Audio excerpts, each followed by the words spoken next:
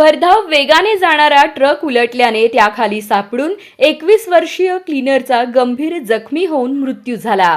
गुरुवारी दुपारी 4 वाजण्याच्या सुमारास हा अपघात झाला।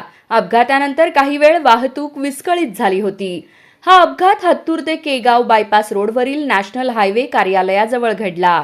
या ठिकाणी MH40 CM 8224 क्रमांकाचा ट्रक जात असताना तो अचानक उलटला।